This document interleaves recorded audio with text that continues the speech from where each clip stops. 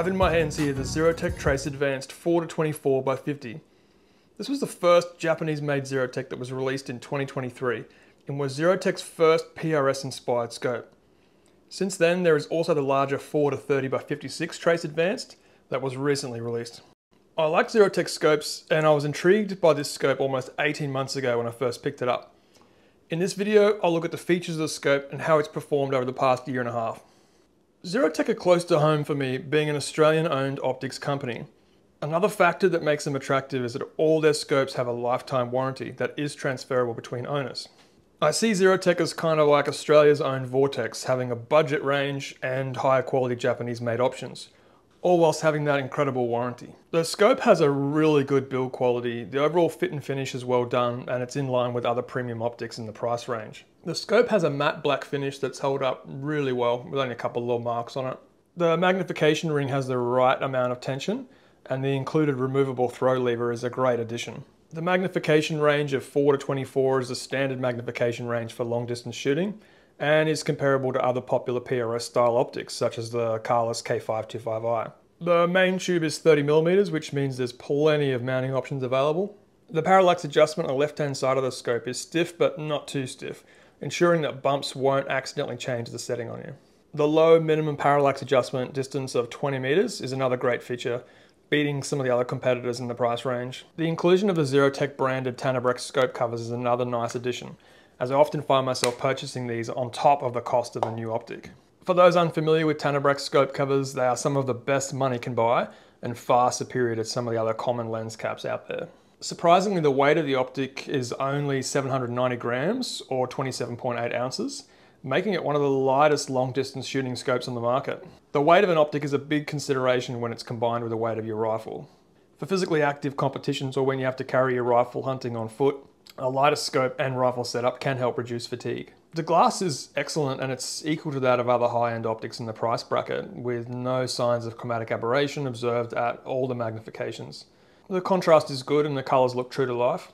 My big surprise is the high resolution of the glass from the time I've spent behind it. It definitely outperforms its budget here. To ensure it holds up in all weather conditions and doesn't fog up, the Trace Advanced is argon purged and all lenses also feature a weather shield coating. The option for having a Tremor 3 reticle in here is a big draw card for long distance shooters and for people interested in practical shooting.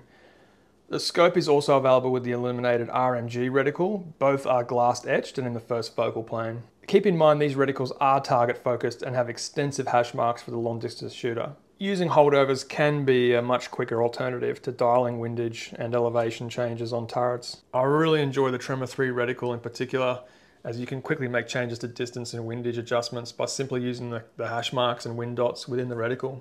I do use more simple reticles in other scopes, but that's just for different applications. And you really can't beat the features of the Tremor 3 for long distance shooting.